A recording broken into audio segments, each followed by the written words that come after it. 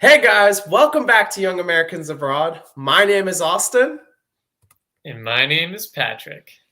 And guys, it's great to be with you and welcome today to our show. Yeah, we got ABT and PAT. They're talking about young Americans overseas. We got McKinney, Pulisic, Reyna, and Des. Got that red, white, and blue USA on the crest from England, Germany, from Belgium to Spain. Racking up all the medals on the trophy train. Got one thing on their mind, we're skill and some luck. One day we can say we will win the World Cup. Well, guys, it's great to be back. I know we've been away for a little while now, but had some personal things, Pat, we had to take care of, some life responsibilities that came up. And the good thing is now we're back. We've got time to film again. So, yeah, be ready for us. Yeah, no, it's good to be back, Austin, filming with you. And for the fans, again, thank you so much for your patience. Happy to have you all back on board here. And kind of perfect timing, right? The U.S. closed out the window. Must-win game, right, against, albeit Honduras, that was eliminated in those freezing temperatures. And I think somebody I know is actually at the game. I was there, and I finally thawed out today. It took only a few more days. Didn't catch hypothermia, thoo. Just wanted to throw that out there. But did Serginho Dest give you some hot cider on the bench? He did. How'd you know? And it was such an awesome environment. Like just being there in that stadium. Obviously, the coldest soccer game or the coldest U.S. soccer game by some margin. And you saw beer freezing, right? We saw some reels of that, and we got a win too, which was the goal of the whole day. Obviously, it was great to have a really enjoyable environment, but the win and the 3 points was really what counted. Yeah, that's all that matters, right? One step closer to qualifying, and then obviously the PAN result there was huge. So really looking forward to the next window, but. Austin, we're back here, right? The weekly report's perfect. We're ending that window on a high. And now we have our players, back in the different leagues, applying their trades as things pick up here in 2022. So, really a lot to cover. And I guess just to jump right into it, right? A striker that has been killing it, right? Fantastic form and a hot debate on Twitter right now and social media. Pefok there for young boys. So, Austin, Pefok actually has, I think now 12 or 13 league goals and just had a brace and a win against St. Gallen's. So that first goal, just to highlight a typical Pefok goal, right? Where, he was just making this run in the back. The defenders kind of fell flat there, but continued his run. And I think one of the players had like a header almost in the direction, right in the six, and just rolled through, and Pefok was there, right place, right time, slotted it home, and then the next one, he's a true poacher, true poacher, exactly. And the next one I think was a counter, right, and a fantastic cross. A ball played forward there to him, picked him out, and Jordan had that separation on the defender, knew where the goalie was, had a perfect header right in the money, looped it over the goalie. Unfortunately, his team did blow a 2 or 3-0 lead and tied 3-3 there. But nonetheless, a really successful game for a striker, right, that has kind of been overlooked, at the U.S. and we're needing goals and we're having some issues there. So just an interesting topic of conversation right now, Austin. Yeah, could Jordan Pefok actually be the Golden Boot winner there in Switzerland? Do you think that's going to happen, Pat? He's looking good right now. Tied or one behind. I think it's like right up there. He could get there. He's just having an unreal season. Again, with those 12 or 13 league goals, I think it's 12, and then 5 from that Champions League qualifying or in that the Europa space there. So I know we were covering offline, but I think now they've dropped to the Europa League. Nonetheless, still playing European competition. And sitting second place with his team, right? So they might actually, with how great of a season he has, lose their first title in the Swiss League in however many years. They're 10 points back, I think, which is kind of rough. But again, we're talking about Pefok here and his performances. So we know the player he is. We know how good he is. 99% of his goals come within the 6-yard box. He just needs that service, right? Or just finds ways to get in front of defenders, push people off or just kind of be deceptive in and around the box. So like you said, a true poacher. But the crucial part to that is certain games, certain scenarios from a national team perspective, it might be detrimental. But at the same time, when we need a goal or things aren't going our way, it might be very beneficial to have him part of camp and throw him in there, right, as an impact sub. Yeah, which I actually have a pretty impassioned take on, but I will say right Let's hear it. now, well, real quick, Jordan Pefok is actually second in goals scored in the Swiss league. However, that's behind Arthur Cabral. That's right. Who just made the move to Fiorentina to replace Dusan Lasovic, the striker who went to Juventus and just scored over the weekend on his debut. So he just needs basically 2 more goals to break that mark and be in the lead in the golden boot race there in Switzerland. So really, against the player who's not there anymore. Great. Yeah, that's that's our boy Pefok to kind of reap the rewards of that. So yeah, I really was shocked to see him not on that January camp roster. Just the January World Cup window roster. Again, you're thinking of a player who again is doing really good things for his team this year, scoring goals consistently. He's not the most complete player. And I think, part of that is the reason why he wasn't called up. But when you look at, again, the other strikers and other options we had for this camp, a lot of players who hadn't played in a while, right? Jossi Zardes hadn't played since, MLS ended. Same with Jesus Ferreira. Ricardo Pepi just made the move over to Augsburg, but is still kind of in that limbo with them, trying to get his feet over, under him over there in Germany, and is not in the best form. So it's really kind of surprising to see, again, a player that has consistently performed this year and is a player that, we've actually had in games and score crucial goals, right? In the Nations League, he scored a crucial goal.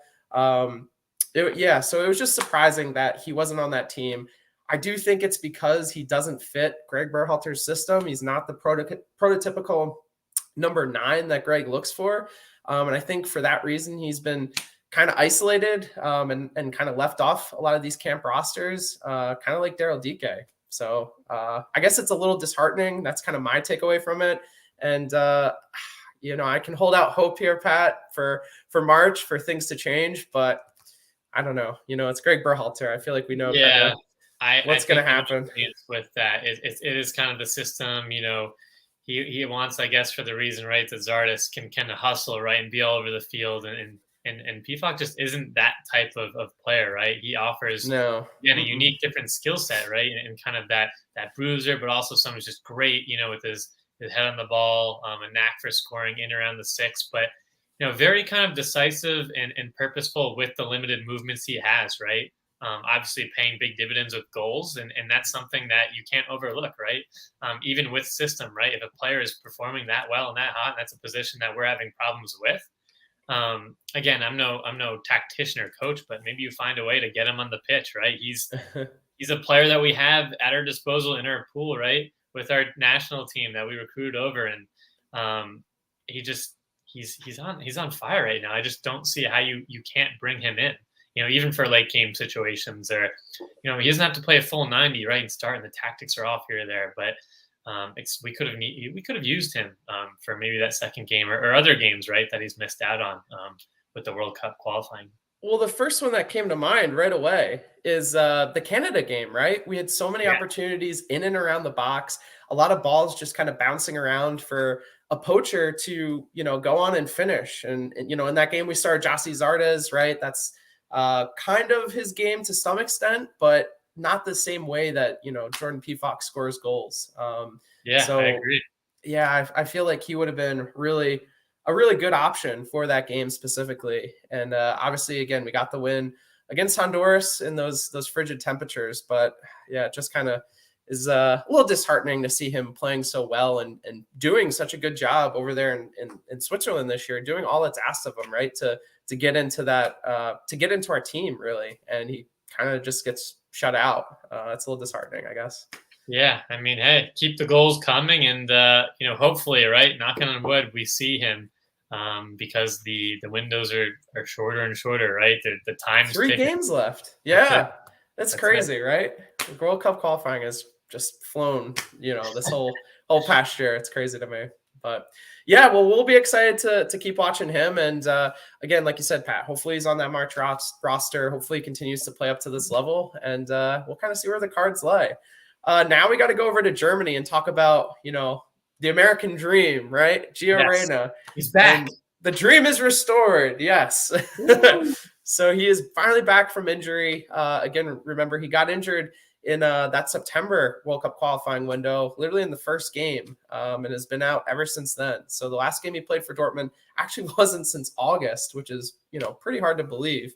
And came back for this game, has really been training with the team for the past month. So should have been, match ready, match fit and ready to go. And I think you're going to see him get, some good minutes here down the stretch, because in this game, Dortmund looked a little lethargic. Leverkusen looked really eager, and they were very aggressive and really, put their stamp on this game. So Gio kind of subbed on in this game, obviously started on the bench. And at the time, it was 4-1 Leverkusen. And they played just really good that first half. Took advantage of some really just lax defending. And Dortmund just really couldn't respond. So by the time Gio was on the pitch, the game was kind of in that last part of the game where Dortmund was trying all they could to really, create some chances, but their team was just kind of out of sync on the day. So Gio really wasn't able to provide much of an impact. I think he had one shot where, he had a chance to score, but it kind of went wayward. And then also had a key pass in this game, which was, good to see, I guess. But overall, it wasn't, a very impactful performance. And I would say that's kind of the story for Dortmund on the day. So I will say, no matter what, it was good to see him back on the pitch. Good to see him stay healthy in this game. And just happy to have him back, right, Pat? It's been too long. Yeah, it has been so long. And just I remember in around when it happened, he was flying to different, doctors and things like that, and you were seeing news of, where he was, traveling to, get this issue solved, and it's been so long, right? And we could have utilized his amazing talents, right, during some of these critical World Cup games. So. I am knocking on wood again. I'm not going to say anything else, but you can all allude why I'm knocking on wood. We have those 3 games left, right? So, we'll see. But Austin, with Dortmund, and obviously they're sitting second there, Bayern's ahead, and Gio 9 points, back, right? Yeah. It was kind of a tough, like you said, tough game to really get into and the flow. But obviously with his talent, right, and he has been out a while. Does he kind of just walk right back into the starting lineup in the next game or two? Or are they going to kind of phase him in? Does he have, direct competition now, since he's been out?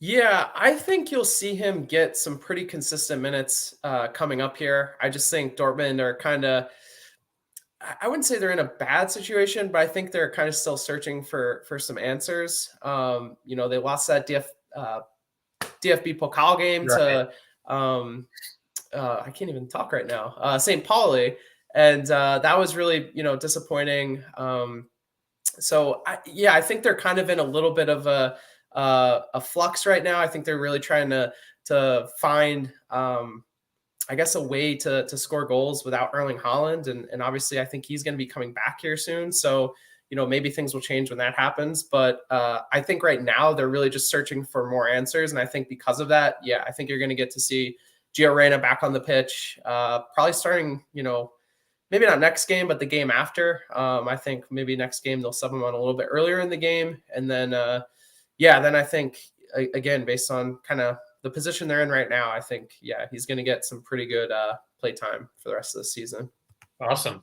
That's great to see. And just, how he's implemented back, right, with the USMNT perspective, the wings, right, that we've seen him or in the midfield. And now, obviously, again, there's levels, right?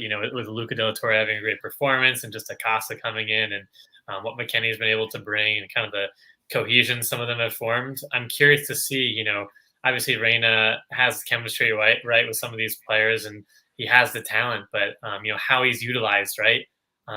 With Timmy performing so well in the wing and just the level of quality, just the quality, right? And the level that we have with the national team, it's just kind of unique just to see what happens, how he's integrated back from that perspective, So I want to get your take there and see, maybe it's somebody else that gets pushed to the bench. I'm not sure how they line up there.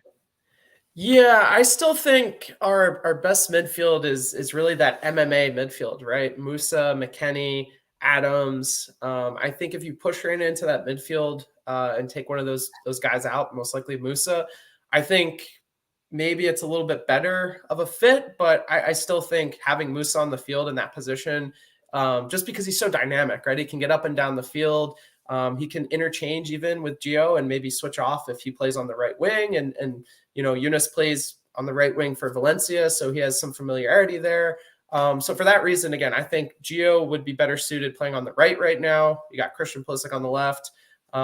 Christian Pulisic, obviously your more dynamic winger.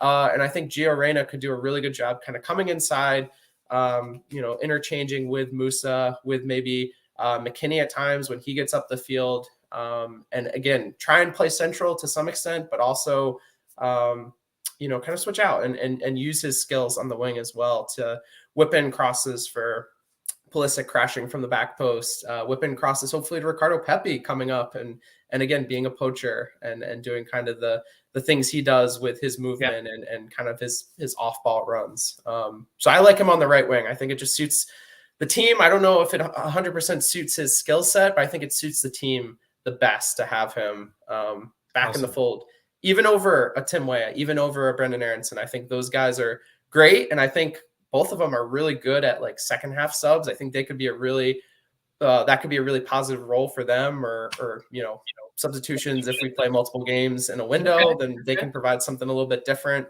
Again, depending on what team we're playing too, maybe their fit is a little bit better in certain games. But I think Gio right now with our team would be best on the right wing. Interesting. All right, Timo, man, that's a good debate. I'd love to see what everybody else thinks too, because of how well he's performing. But yeah, I mean, he's awesome, man. Like, and I don't mean to cut you off, Pat, but he was just so animated, right? Like we saw him a few years ago in Philly when they played that friendly. When we went there, we took an awesome video of that game as well. So go check that out. Really but cool. That was, I think, his first goal he scored for the US. And I just remember him looking at the fans and being so passionate. And then you could see that in glimpses, when we were in Minnesota, when I was in Minnesota. And he's just such a fun player. Someone who you need that guy on the team, right? That's always jovial. There's the video of him pushing Chris Richards in a wheelchair at the airport. Oh, yeah. And he's an awesome guy, man. So just want to throw that in. I love that. I'm glad you did. And another awesome guy, right, with an infectious smile, right, and just kind of locker room presence. And you alluded to him earlier there, but Yunus Musah. I mean, our guys, man, they're young, they're growing, but they just seem to have that bond. And again, Musah has really stepped it up for his club too, Austin. I mean, we know what he does with the national team and how quick he was integrated in and how young he still is. It's unreal. But Yunus started in this game against Real Sociedad there for Valencia, played 80 minutes in a 0-0 draw. So I think the last 4 or 5 league games he started, had that goal against Atletico Madrid, right? A great performance there. But with this specific game, 7 duels won, 3 successful dribbles, some of those other stats, right? Just highlighting, some of the impact he had. And I think he was one of the highest rated midfielders or Valencia players for that game. So obviously they didn't win. It wasn't the 10 out of 10 performance, but he still made, quite the impact there. And he's really growing into that starting role, playing in that 5-3-2, right? On the right side of the mid. Now, a few other points too I wanted to bring up just, with Valencia's situation and being in 11th. Obviously, it's a historic club, right? Everybody knows Valencia, but they haven't really been up to their elite standard in the last few years, right? But also, they're building a good project. They're developing players that they're still setting high expectations. So he has to really take this starting role and run with it, because in a matter of games or next season, right, they could just completely swap out midfielder players. You're seeing with I think Carlos Soler there and Costa in and out, obviously with some injuries with other folks, but subs, right, they've been appearing up specifically recently. Just because they weren't getting it done, right? And now Musah, I forget a few others have been in the midfield recently with this string of games.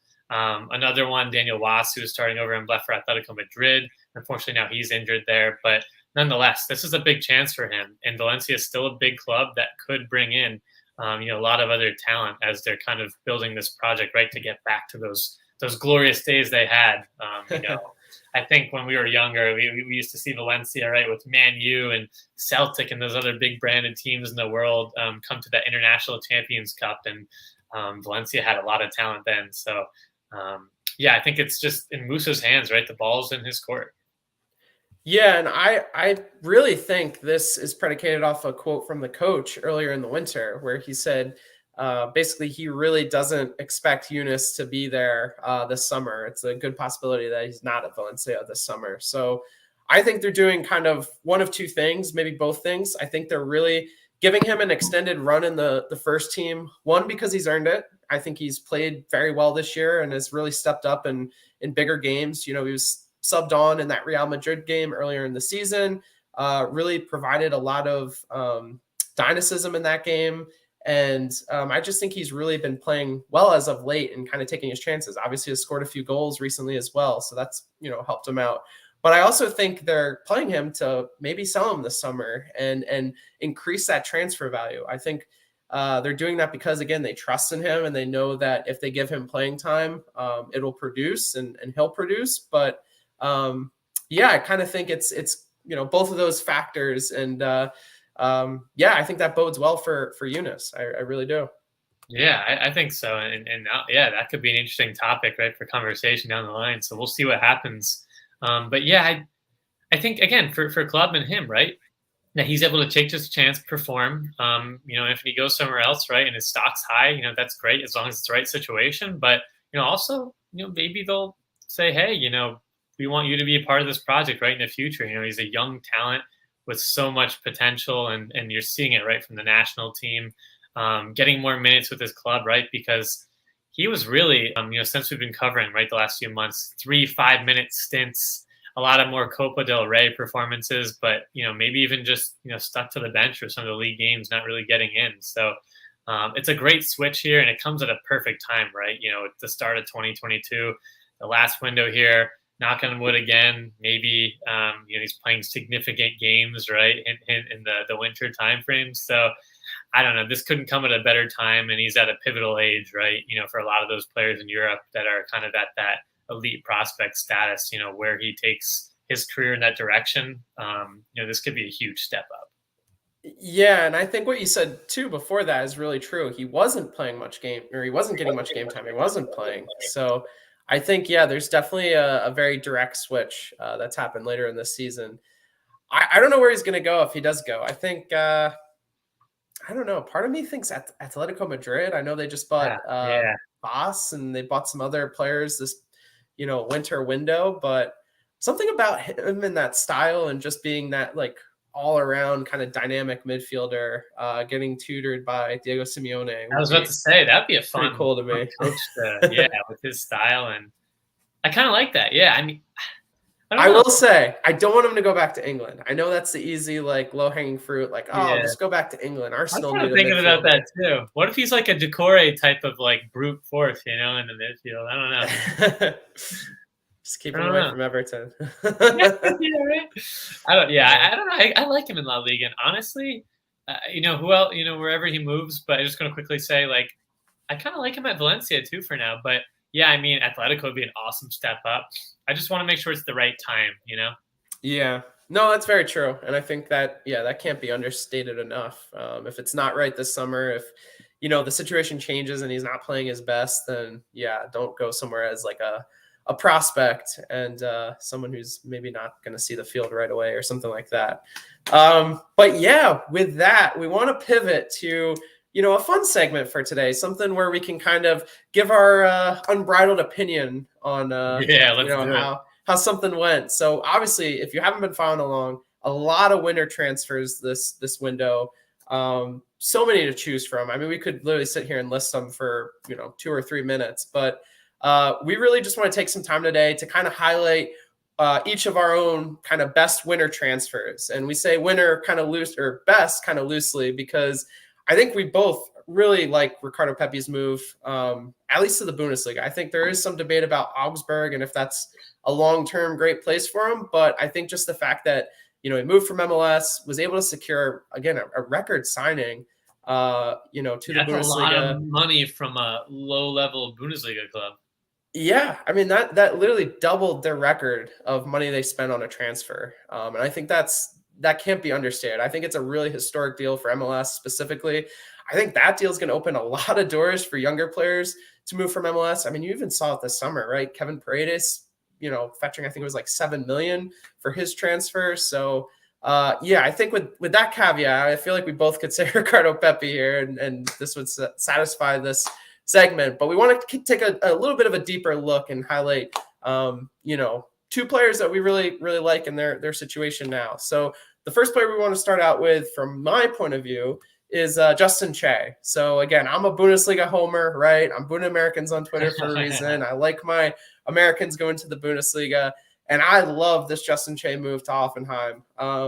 Obviously spent some time at Bayern already. So, has that experience of being in Germany, has the German citizenship and heritage, speaks fluent German right now, which is really cool. So I love seeing him go to the Bundesliga. I think that's the best place for his development. I think he did all he could this year in MLS, played 15 times, had 3 assists, really just looked the part. I know he had some mistakes throughout the season and, was cut out in certain games, and, that happens with younger players, but he's such a physical specimen. And I think he's to the level where he has the talent to exceed in a top league. And I think the quicker he can go to a team that gives him that opportunity, the better. So I really like seeing him go to Hoffenheim.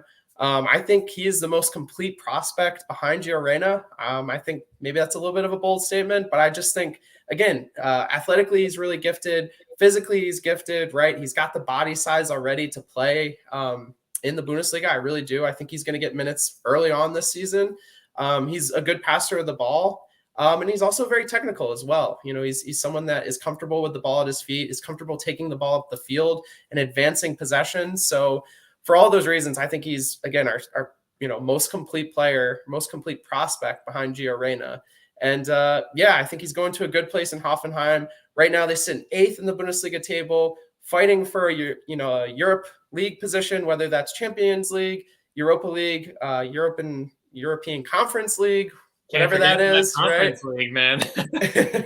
So they're 3 points back from Champions League. So they're right in the hunt there, right in the mix. Chris Richards is there, right? So an American connection, FC Dallas connection. Sebastian Hoeneß used to coach FC Bayern's youth team there. So definitely has some contacts that have worked with Justin Che. So he should have a favorable impression right from the start. All of that to say, I think this is a A+ move.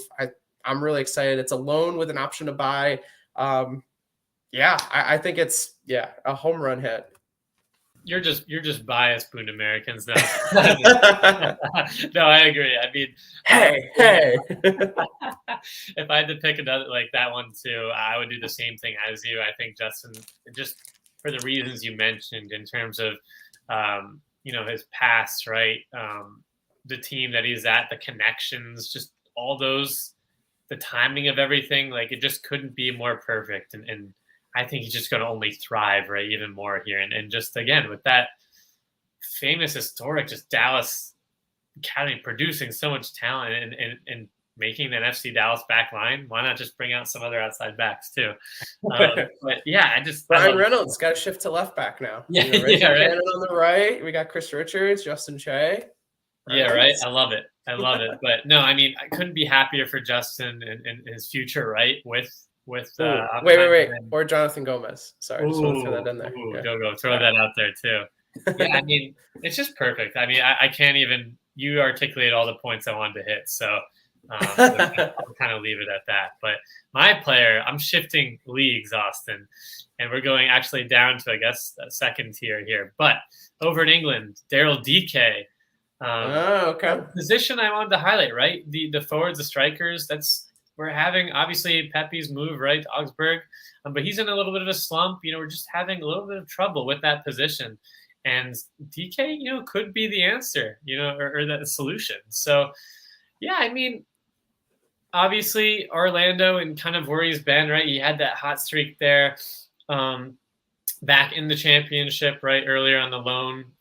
Barnsley, kind of their local hero there, all came so close, right, to getting promoted. But so close. yeah, then obviously with Orlando, the USMNT, and then just a string of injuries he's had. So we haven't seen him at his best, right, recently. But still, I think there was one of the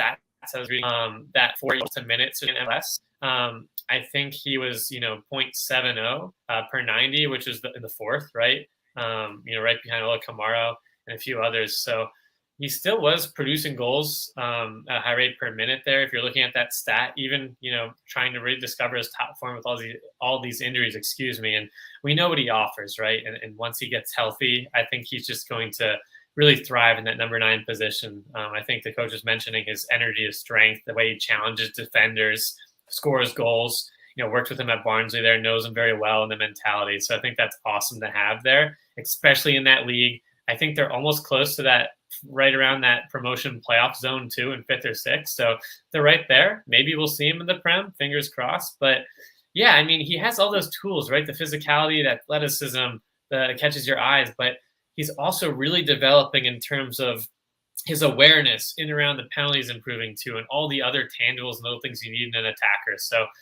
to that extent, I'm kind of taking unique slant angle from that attacking striker perspective that, I love the Dike move, Austin. Yeah, I mean, I like this move when it first happened. I think there's 2 caveats to it now. I don't want to dampen your parade, Pat, but I think the early injury is a little concerning. I think, again, he's played, right? He played MLS season, I guess, what was it, 2020? Then in winter of 2021, he went to Barnsley, then came back to MLS, then is now at West Brom to play another half year. So he's really had no time off in 2 years. So I think some of these compounded injuries are again, compounded from the amount of soccer he's played in the past 2 years. Fair point. Again, I don't think it's a long-term concern necessarily, but I think for right now and kind of this move, I think it's a little, it's something to keep an eye on and see if he can stay healthy for the next few months. And also, you mentioned his manager from Barnsley, who is at West Brom. He actually just got fired last week. So, no way. I'm behind the Valerian Ismail. Yeah. So he's not there anymore. He's not in his corner. Obviously, we know he really liked Daryl Dike, loved his game. So that's a little concerning. They did hire Steve Bruce, who most recently coached at Newcastle, has been at, a number of different Premier League clubs, is, a really seasoned manager. Someone I think that, again, we'll kind of see Daryl Dike's value. And again, we know Daryl Dike, right? He's someone who kind of imparts himself on people in a good manner. So, yeah, I think overall, seeing him go to the championship, go to a league where he had success, go to a team that has aspirations of playing in the Premier League, that's good. But I do think there is a few, mysterious question marks out there that hopefully we'll get cleared up over time. Yeah, I'm hoping so too, especially with we need some solutions, right? Some clarity with this position in particular, and all the drama surrounding the rest of the players, right? They're all having their own challenges in different club situations. So I still believe in Daryl. He's going to recover, get well soon there too. And just, when he's back at his best, healthy, like you said, the breaks have been concerning.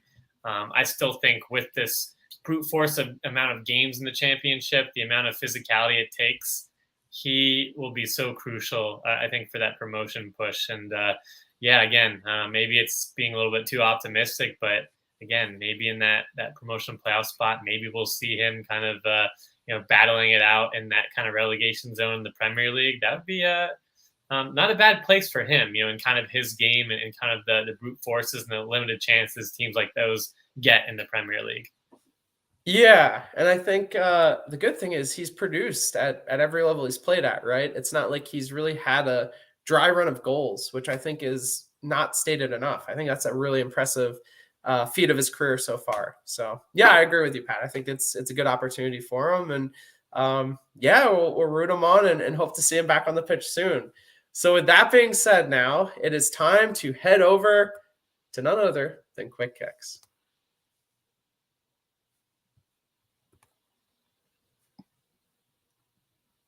All right, so we are now here in Quick Kicks, and Pat, I know we can't do our famous intro, but why don't you take it away for us? That's right. And sorry, I accidentally clicked the wrong player here. But we're talking about Timo. We're talking about Timo, guys, our boys. So back with his CONCACAF bro, right? Jonathan David. Not the result they were looking for, of course, playing at PSG on a tough loss. But Tim did start and play 70 minutes and looked pretty active against his former team. Nice.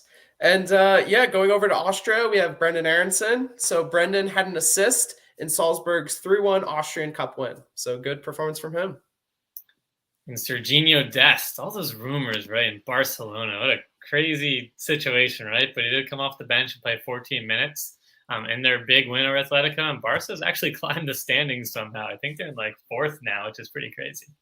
Yeah, well, that's good for him. Yeah, I think it's, if they can have some success, I think they'll take some of the pressure off of him that he's facing from, who is it, Xavi, right? Xavi's the evil guy in his mind, right? The guy kind of putting him down. So, yeah. And now moving over to Germany, we have a Bundesliga debut for George Bello. And he subbed on for the final 19 minutes of Bielefield's 1-1 draw with Gladbach. So we didn't get to see Joe Scally in this game. We did get to see the link up after the game. And, we love seeing those, right? We love seeing players link up in Germany. So, yeah. That was pretty cool. And Dallas, another Dallas guy, right? Brian Reynolds, who we were talking about earlier. So made the move right over to Belgium, getting some more minutes away from that Mourinho mess. And he played the full 90. And Kortrijk's tough loss to Durkin Sint-Truiden. So, again, nice to see him getting some game time finally. Yeah, it is good to see game time from him. Staying in Belgium, we have Kyle Duncan, who started and played 90 minutes for Oostende in their 3-1 loss. And even though he played in a loss, he had a rating of 7.8 on FootMob. So definitely kind of holding his own weight there. Keep picking up the stats, Kyle. I like it. And Richie Ledesma, it's nice to just be talking about him, so much more, right? Started and played 71 minutes for young PSV, in a strong game back there. So I love to see him, picking up the minutes. Hopefully we'll see him with the first team sooner than later. But, hey, game by game, I love to see him healthy. Yeah, it'd be big to get him, back up to full speed and integrated into our team. And staying again in Belgium, we have Sam Vines, who started and played 90 minutes for Real Antwerp in their 2-0 loss this weekend. And you want to sing the famous Scuff song here, Austin? Gianluca. Yeah. I don't have the vocals, but Gianluca Busio, right, for Venezia. They did play They did play Napoli, so tough opponent to play, right? So they did lose 2-0 there, and he subbed on the last 30 minutes. But good to see him back from sickness, right, in the absence of the USMNT and getting some game time. Yeah, and they're starting to really assemble a team there in Venice. They got Mikel Cruisance, the player from Bayern. I probably murdered that name. They also picked up Nani in the winter transfer window. So, they're really just, splashing cash, making the moves. They are. They're in the relegation zone, but hopefully they get out of it. Yeah, I did see that. But going over to France, we have Eric Palmer-Brown, who's really kind of sprung out of nowhere. Completed. Awesome. He completed a permanent move to Troyes there in Lagoon. So, that's really impressive and has been playing really well for them. Has finally gotten game time. It took a long time for him to get in the first team consistently. And this past weekend, started and played 90 minutes for their 0-0 draw there over Metz. So, here's a consistent player. Another defender, Austin. Yeah. CV, our guy over at Celtic. Another strong 90 minutes and a 4-0 win over Motherwell. So, when will CCV get some minutes? Who knows? Yeah, him and Matt Miazga, right? Yeah. CCV has more, way more of an argument right now. And going over to Portugal, we have Alex Mendez, who started and played 56 minutes for Vizela, and that was in a 2-2 draw. And I guess the man of the hour right now, right? LDLT, Luca De La Torre. He did only play 45 minutes, came off in a tough loss against Ajax. But, I mean, he had a great impact at the camp against Honduras in those frigid temperatures. You saw him live. So it's awesome to see him integrated there. Yeah, and it's funny, too. I saw I think he said it, that he's played with Christian Pulisic and Wes McKennie ever since he was 17, 15. Yeah. And I thought about that at the game. And I was like, it's got to be crazy for like Christian, Weston, and him to be like playing together, at this level. Yeah, that's pretty wild to think about that. He's had a long path, a long, arduous path, and here he is. Yeah, and he's taking his chance, so that's good for him. Now we have Kevin Paredes. So Kevin didn't make his Bundesliga debut this weekend, but he did make the bench for Wolfsburg. So I thought that was really impressive. I think he's a really interesting prospect. Obviously, very athletic, very aggressive too. Nothing really phases him. He's a very confident player. So keep your eyes out for him. I think he's going to get that Bundesliga debut maybe in the next week, 2 weeks. So yeah, keep an eye out. Let's keep an eye out. I love it. And our boy Gioacchini, nice to see him getting minutes again here and starting at 68 minutes and a tough 3-1 loss to Saint Etienne. Again, having some game time here and there to come by with Montpellier, and it's nice to finally see him back starting. Yeah, and going over to England, we have Valérien Balogun, who started and played 62 minutes for Middlesbrough, and that was in their 1-1 penalty shootout win over Man United. So big, result there in the FA Cup, and didn't really do much of merit in this game. Obviously, Man United was handling most of the possession on the day, and didn't score or anything like that. But hey, this team won, and he's getting minutes in the championship, which I think is really important for his development. So keep your eye on Valérien. Seriously, he needed to get out of that situation before, so finally he's breaking free. And Jonathan Amon, a player we have not talked about in a while, he's back. He's blast from the past. Oh, I miss saying Nordsjælland. The only player who's been away longer from the U.S. soccer scene than us. Gosh. Dude, that was good. That was pretty good. Yeah, I mean, gosh, Johnny, to have him back and seeing how happy he was. If you saw that clip circulating around Twitter, he's just smiling on his face. Great to see him get some game time there. In the second half there, very friendly for Nordsjælland against Lyngby. So, yeah, we'll see where he goes. It's a great club, in that kind of European Champions League qualification, frame. So, yeah, just again, game by game, let's make sure he's healthy and see where we can go from there.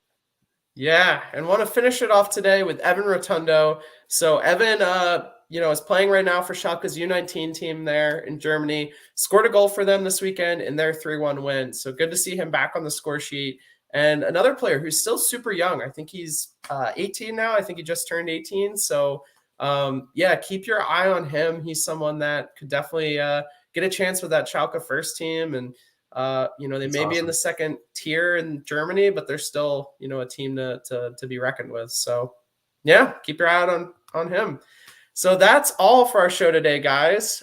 Make sure you like this video and subscribe to our channel down below. And don't forget, Instagram, always putting out great content. We're getting back in Twitter. We'll be on those conversations, right? The USMNT Twitter community. So just continue to check out social media because a lot's happening, right? A few more games left for the country, for qualifying, and then, clubs, week in and week out. Yeah, and we also have a merch store. We put up some new designs a few months ago now, so go check those out.